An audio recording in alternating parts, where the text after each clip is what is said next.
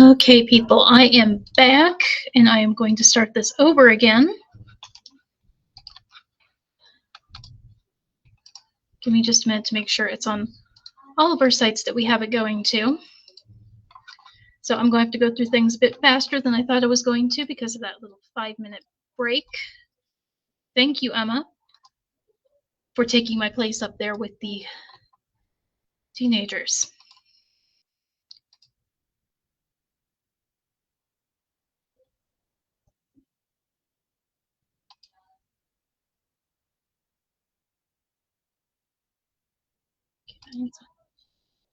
There it is.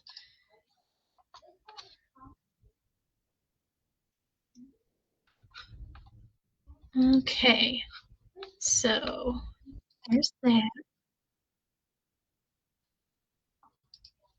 There's this one, and all right, I have them all going. So we're going to do this. We're going to go to get this going. Vocabulary you need to know: comic, short comic book, comic strip, often serialized, usually monthly for comic books and weekly or daily for comic strips. Comic books often contain long story arcs. Comic strips, not necessarily, although you will find it happens quite a lot.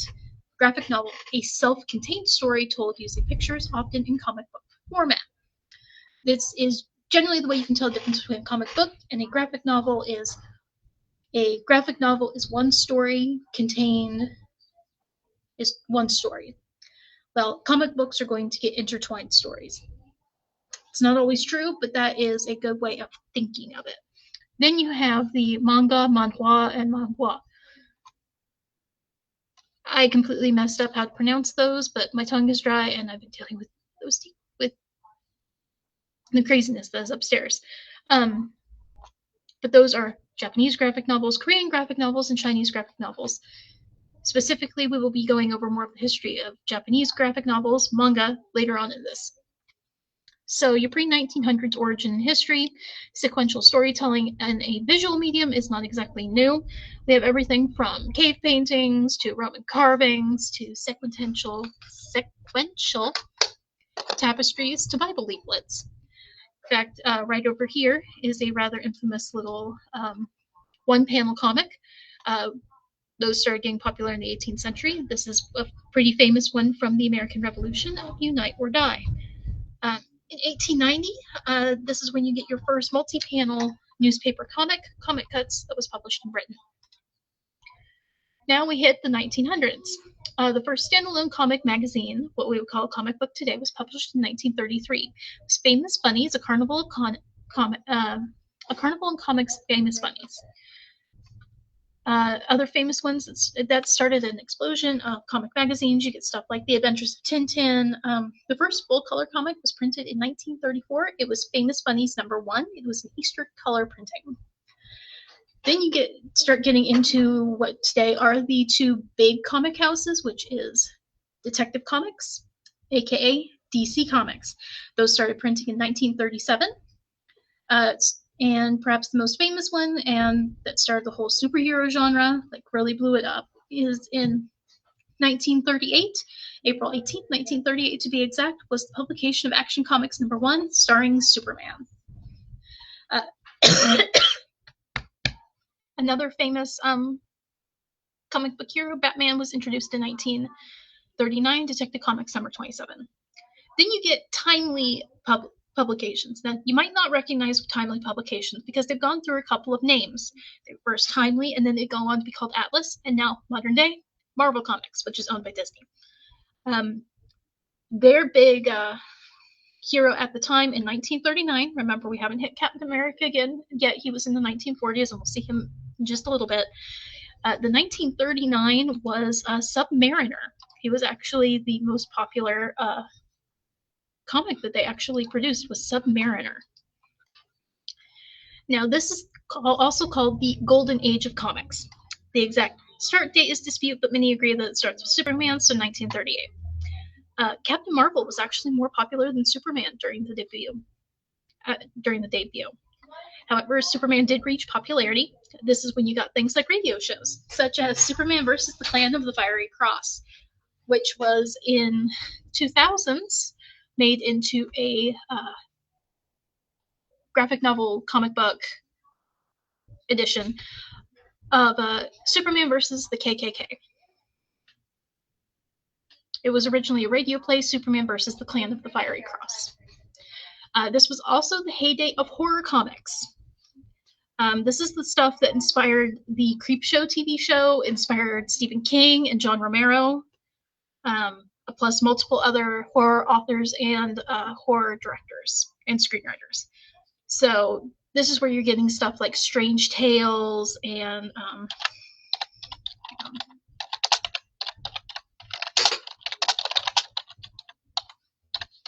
this was before the whole this is when you're getting Tales from the Crypt, Eerie Comics, EC Comics, The Vault of Horror, The Haunt of Fear, The Crypt of Terror, which then became known as Tales from the Crypt. But these actually started to decline after the introduction of the Comic Code Authority, or the Comic Book Code Authority. We will get into that later. 1940s and World War II. This is the birth of comic book characters like Captain America. He was originally published in 1940. Fun note, Captain America punched Hitler before the U.S. was in World War II, nearly a year before. This is also when we get the first Green Lantern, Alan Scott, who is very different than the other Green Lanterns that we've had. If you're interested in that, I consider looking it up yourself. He is very different than the other Green Lanterns of the Lantern Corps that we have today in DC. Now, this is where we start. Then, of course, Pearl Harbor happens, and America gets into World War II. And there was things called the Writers' War Board that was made to produce propaganda for the United States and the Allies against the Axis. This could be anything from selling war bonds to not talking about the war because loose lips sink ships. In this propaganda, often the Axis powers would be depicted as extremely aggressive or as monsters, or alternately as being stupid.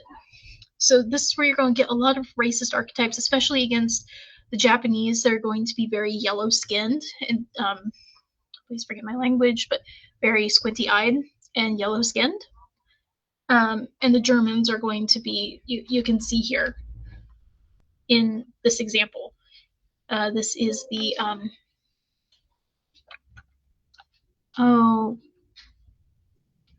it's one of the Captain America comics. Here's more examples.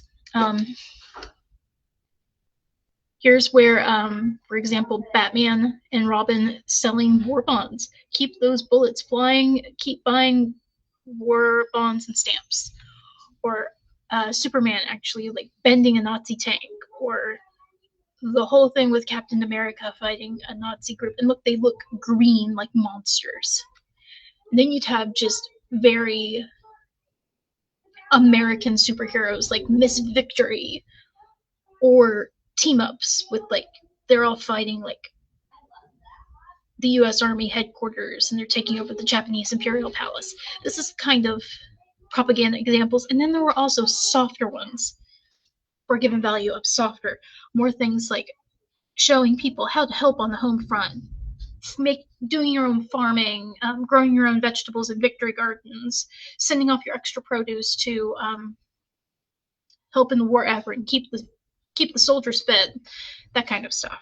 That was kind of what you would see down here with the more softer comics.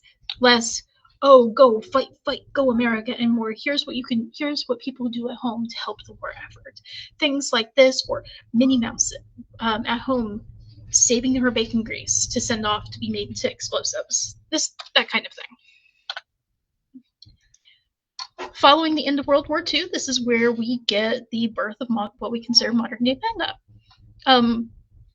Picture storytelling did exist in Japan before World War II. It exists in all cultures, pretty much. After World War II, or in the post-World War II era, when they were being not invaded, but when the U.S. military was there making, trying to keep them from going back to their imperialist ways, the Allied occupation of Japan. That's it. There were a lot of comics coming in from like the American soldiers, and that actually was an inspiration for some of the way the artwork took a turn from for the Japanese manga. There was a lot of censorship at the time, nothing that could glorify war, nothing that could glorify battle, so you're getting a lot more pastoral and day-to-day life stuff, which is where Osamu Tezuka and Machiko Hasegawa come into play. That's when you get Osamu Tezuka with Mighty Atom, or as we in the West know it, Astro Boy, and Machiko Hasegawa with Saze-san. Saze-san was about basically the day-to-day life of this young woman. And of course, Mighty Atom or Astro Boy was really pushing towards peace and peaceful resolution. 1950s and 60s is when you start getting things like the rise of the younger generation. There's shonen and shoujo, and we'll go over those terms in just a minute. Then in the 80s, you get the rise of realism. That's when, if you ask people who have watched a lot of anime and have read a lot of manga, there is a very specific like 80s era or 80s style that you can definitely tell that an anime was made in the 80s. This is around the time that it started to get a real rise in popularity in the US. This is when you started seeing more translations, started seeing anime actually come over. People are seeing Dragon Ball Z and Dragon Ball and Sailor Moon. So that sort of kicked off the anime and the manga boom. And I say the anime and manga boom combined because a lot of anime are based on manga. This also is when we start getting the sometimes manga would get released multiple times because it would be due to having different translators. So you could have editions that were done by translation, and not all translation was the same. There are some very, very bad translations. Then in the 2000s, this is when it really kicks into high gear. This is when I remember seeing it like a lot more just in basic stores like Walmart. You start getting into the more mature themes. This is stuff like Full Metal Alchemist, Bleach, stuff like that. In the 2010s, you're starting, before the 2010s, there was this thing of having long, drawn-out arcs. Inuyasha took like over a decade to get all the way through. One Piece is still ongoing, has been ongoing since I was in middle school, and I am 38. And One Piece is still not done. But as we get into the 2010s, we're starting to see more shorter, with a definite beginning and definite endpoint that come through fast, like Haikyuu, Demon Slayer. So that's more in the 2020s. But they're coming out not faster, but it's like a shorter narrative, going from long drawn out arcs to something more with filler in between to something that's more concise, a lot shorter. The 2020s, it's the era we're in now, you're just going to be seeing more things with focuses on side characters and side characters getting their own arcs. This is stuff like before you maybe get something for a deuteragonist, your antagonist might get an arc and your protagonist would get an arc, and everyone else was just kind of flat. Now you have stuff like Demon Slayer, where every member of the Demon Slayer Corps has their own arc in the manga, or My Hero Academia, all the characters have their own arcs. So that's what we're seeing more in the modern days, having more, like, you're going to still have your protagonist, and your antagonist may be a secondary protagonist, or you do deuteragonist. But the other side characters are going to get their own development time. All right, here's some art. Here's some examples of like how the artwork has evolved. Going from the 1940s and 50s, you get really simplistic. And of course, I hit a button. Hang on, give me a second. All right, you go from really simplistic to you're still getting the big eyes, but you're more softer. This is when shoujo starts getting introduced. Then in the 70s and going into the 80s, you start getting more realistic style. Then in the 90s, you're getting that flamboyant style back. 2000s was very minimalist. 2010s, the artwork just keeps going different tracks, especially from the 2000s to 2020s, because you're starting to see a lot more introduction of digital art over hand painting and hand inking, hand line art. It's going from that to more digital art. So that's why you go from like these styles into like dan currently. All right, terms to know for manga if you're going to get into this genre and you want to understand it more. Kodomo means a young child audience. This is your stuff like Doraemon, Hamtaro, and Pokemon. Shonen is the adolescent male audience. This is usually like, I'm going to say like your YA, your teen-ish kind of stuff, or like tweens and teens. This is your My Hero Academia, One Piece, Bleach. Then you have shoujo, which is the adolescent female audience, which is the same equivalent for the male. This is where you're getting Sailor Moon, Fruits Basket, or on High Host Club. Then you have seinen, which is the adult male audience. This is stuff like Akira, Berserk, Vinland Saga. Now, they don't all have to be necessarily violent. Those are just the three examples I use because people know those three. But you're going for a more male-oriented audience. This is going to still have action, but it's probably going to have more mature themes. Then you have stuff for josei, which is the adult female audience. That is stuff like Pet Shop of Horrors, Nana, Paradise Kiss. Those are the three top ones that I found, and the only one I've actually read is Pet Shop of Horrors, which tells you right off the bat that not all of them are happy sparkle smiles. Then there are ways you're going to see them put together, literally put together. Let me change this real quick. Okay, so this is Naruto number 1. It has several chapters in it. Those chapters would have been individually published in something like Shonen Jump. Put together in this format, it's called a tangoban. Now, what if you have multiple of those volumes put into one book? Then you have something like what we have for our Dragon Ball collection. See how thick it is? It's about the size of a regular novel. That is a sign that you probably got your hands on the bunkoban, which in this case it is volumes, tankoban volumes 4, 5, and 6. Now, mind you, this is I'm being very fast and loose with the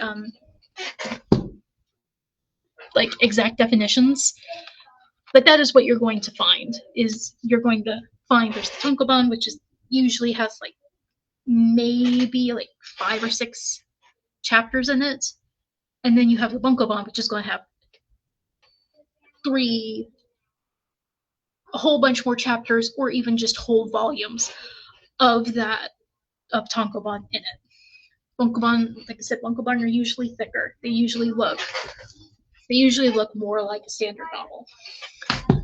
And then there's the term mangaka, that is manga creator. It can refer to both the artist and the writer if they are separate, or it can just be the writer.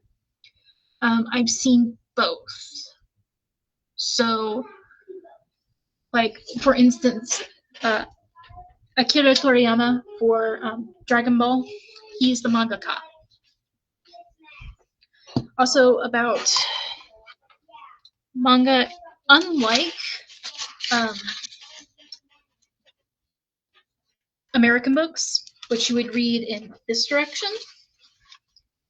No, you actually read manga, most of them nowadays, from right to left.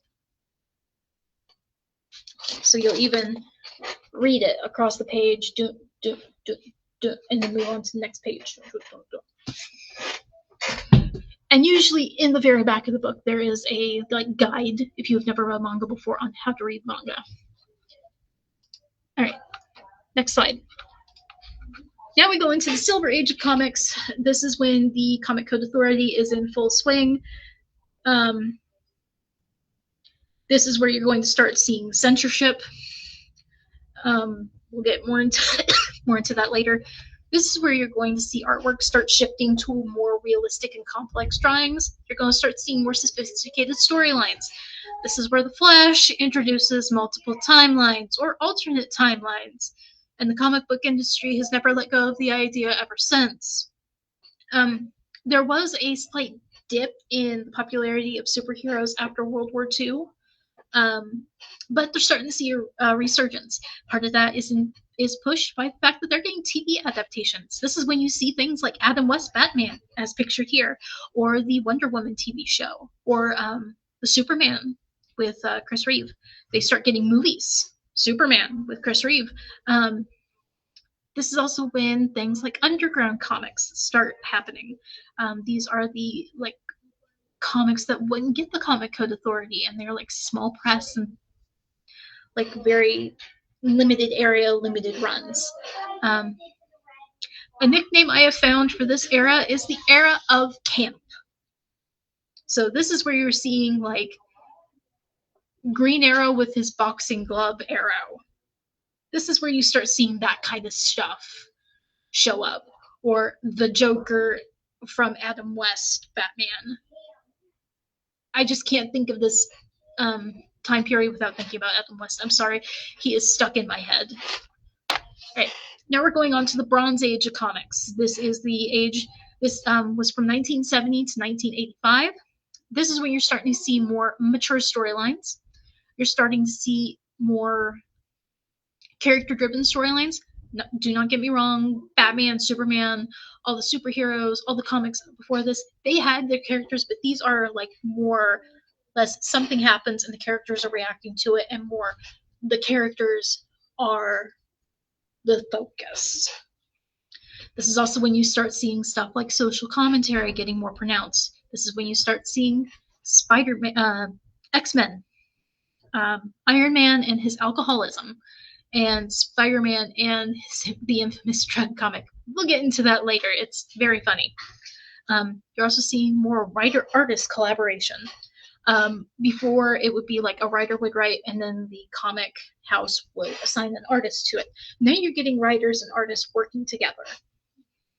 Sci-fi and fantasy start becoming more popular. This is when you're getting stuff like Conan the Barbarian or, say, Star Trek comics. And this is also the birth of the female version of male heroes. This is your Spider-Woman. This is your Supergirl. Things like that start appearing, as well as minority heroes. And we're starting to see a return of horror. And we're starting to see more comic book adaptations into films. Which leads way to the modern age of comics, 1989 to present. You'll notice there is some gap between years. There is some overlap. The Bronze Age didn't stop in 1985, and then the Modern Age started in 1989. None of the other ones have. It's more like Millennials and Gen X. You have, there's overlapping years, but there's 1 year that they say starts it. So in this case, it's 1989 to the present. This age of comics also has its own nickname, and that is the Dark Age of comics. Not because of how bad they are or no one's buying them, quite the opposite. It's because we start seeing the dark storylines. This is the heavy rise of anti-heroes. This is the Punisher, although he was being published before this, but V for Vendetta. This is also when you're seeing the death of major characters. Dear Lord, the death of Robin. If you guys don't know your Batman lore, after Richard Grayson went off to Bloodhaven and became Nightwing, we got a new Robin, and that was Jason Todd. At the time, the writers and artists asked people what they wanted to see happen, and Jason Todd died. He was killed by the Joker. So that was a whole plot line that would come back later with the Red Hood, Under the Red Hood. Can you tell I am a Batman kind of fan? This is also when you're going to start seeing more like blockbuster level movie adaptations of maybe a wider range. Like before, we were just getting superheroes, and yes, there's some superheroes listed on my list. But you're seeing stuff like Constantine, V for Vendetta, Sin City, and then the grandpappy of and then the granddaddy of them all, the Marvel Cinematic Universe comes out. Yeah. So movie adaptations really get a push in this era of comics. This is also where you're going to see things like variant covers, limited print runs, special printing, things like that. You're going to get collector's editions, even though those existed before, but now they're more like, you'll get like omnibus formats that have special covers that you can get. We're also seeing the rise of trade paperbacks. Comics, they're getting. I don't have any on me. I forgot to grab one when I was on my way down. But this is when you're getting like multiple issues put into an omnibus, or you'll have it like in a graphic novel format instead of a monthly to monthly comic format, which still exists. You can still go to a comic book store and get a like Superman number. What are we at? 300 something. And you can get that issue. Or you can go to the comic book store and get like a storyline in a book. Like the death of Superman will have its own like one. This is also when we start seeing, well, this happened before, but now we start seeing more often things like creator rights disputes. I highly recommend looking them up. This is things like Spawn, for instance, McFarlane versus Diamond versus McFarlane, about who owned certain aspects of the characters that were created, whether they belong to the creators or whether they belong to the publishing houses because they were created under contract. It gets complicated. I'm not going to go into it very far, but it does make for very interesting reading. I can recommend that you look up some history of comics websites to dip your toe in more. All right.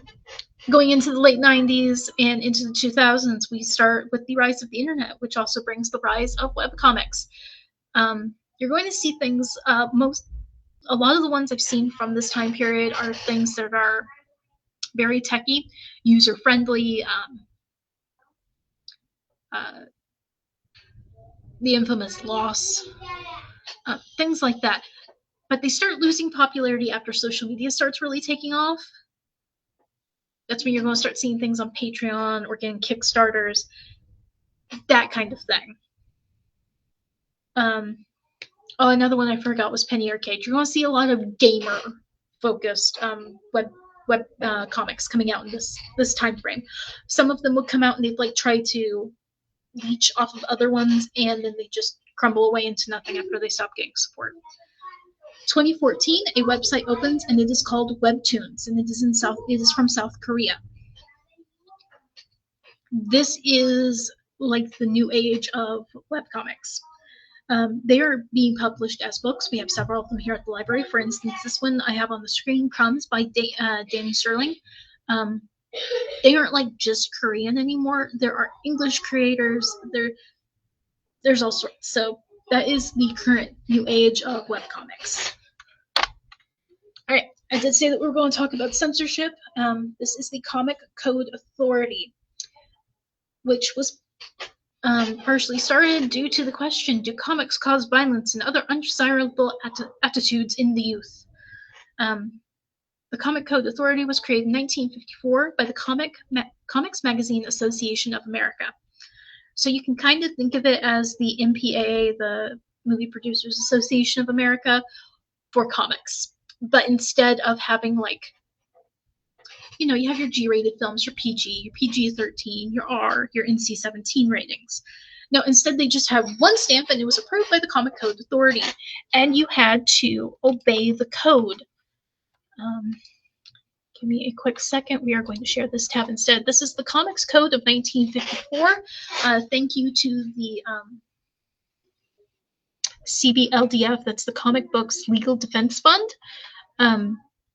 Thank you to their website. They have it on it. I suggest going through and looking at it. But here are some like standard parts that could not happen, or you wouldn't get the seal.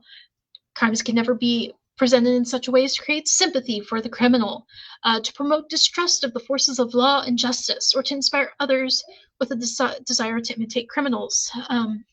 Shall not present the unique details and methods of a crime. Policemen, judges, government officials, and respected institutions shall never be presented in a way as to create disrespect for the established authority. If a crime is depicted, it shall be as sordid and unpleasant activity.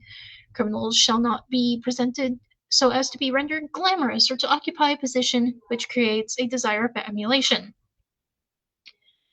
In every instance, good shall triumph over evil, and the criminal punished for their misdeeds. Scenes of excessive violence shall be prohibited. Scenes of bare torture, excessive and unnecessary gun and knife play, physical agony, gory, and gruesome crime shall be eliminated.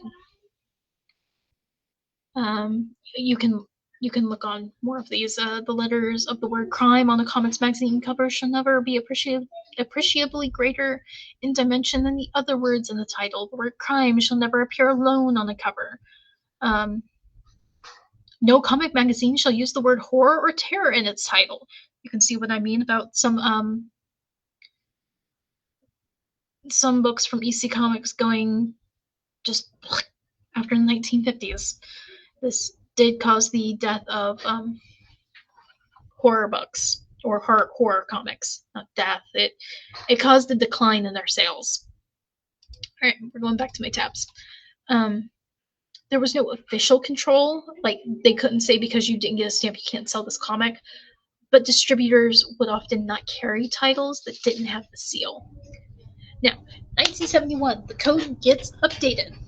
You can blame 4 things for this happening: Marvel, Stan Lee, Spider-Man, and the U.S. government. Before then, drugs could not be in comics at all. Until in 1971, the U.S. government went to Marvel Comics and Stan Lee and said they wanted to do a comic that was Spider-Man with an anti-drug theme. Well, it was sent off to the Comic Code Authority, and the Comic Code Authority refused to give the seal at all. Give me 1 second. I got people asking questions up here, so give me just.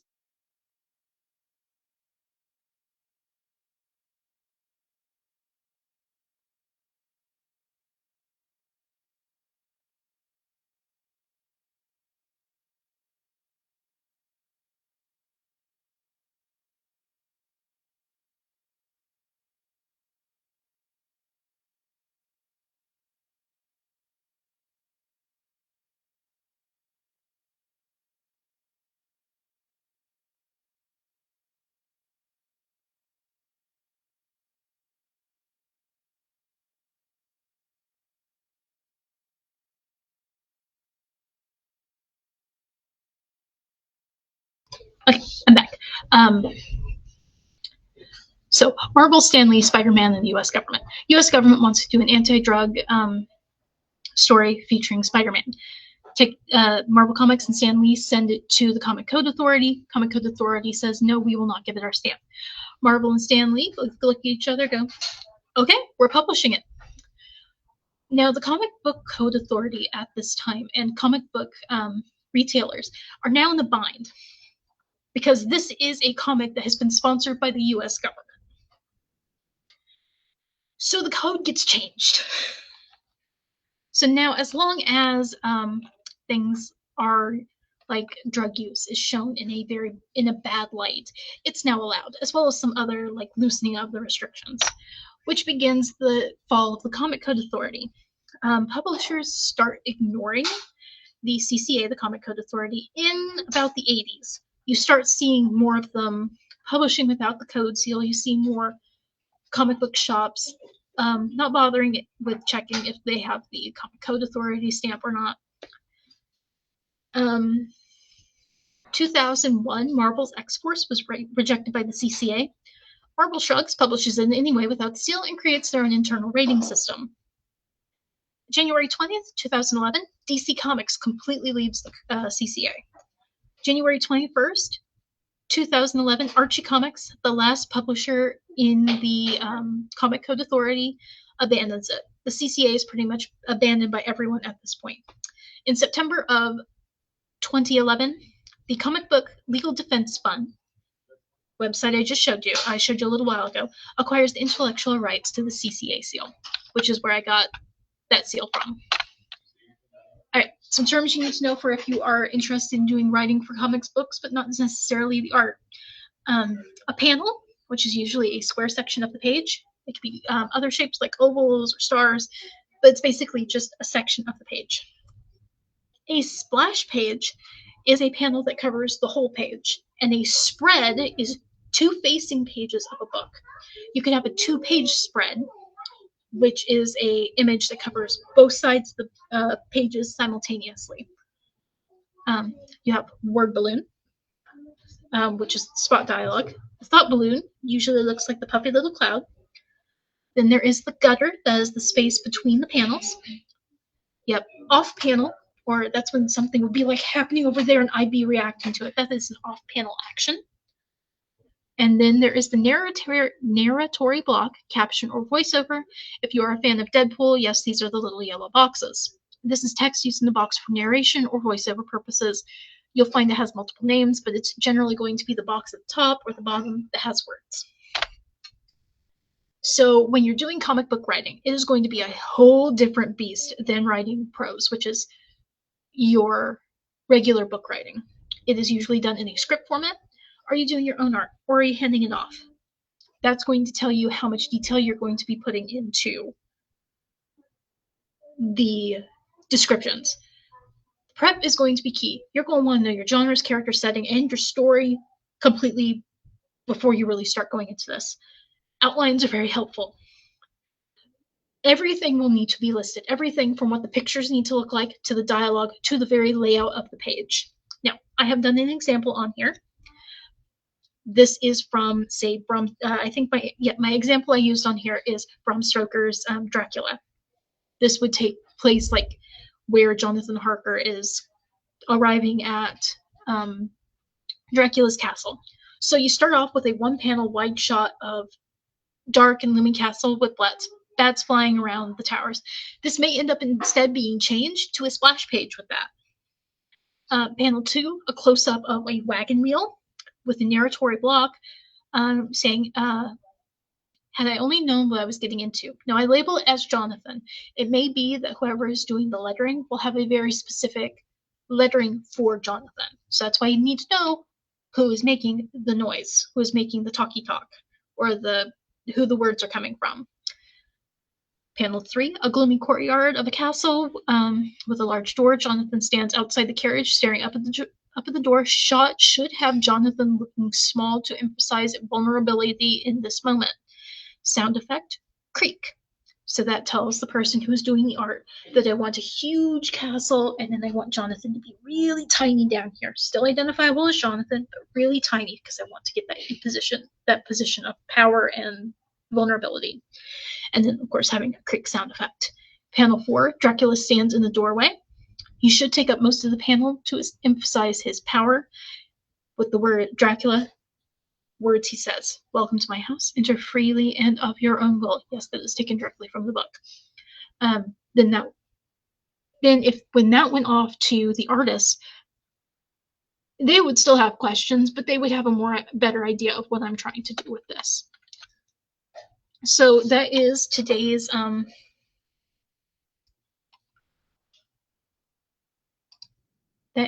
meeting. We're going to be having one next month that is about the art of covers, or don't judge a book by its cover. It's going to be about cover art, different types of cover art, different places to get cover art, different styles, cover art as a means of communicating genre or reading level. So that is going to be it for tonight. I hope you guys all enjoyed it. I don't see any questions. So I hope everyone enjoyed it, and you guys all have a nice day.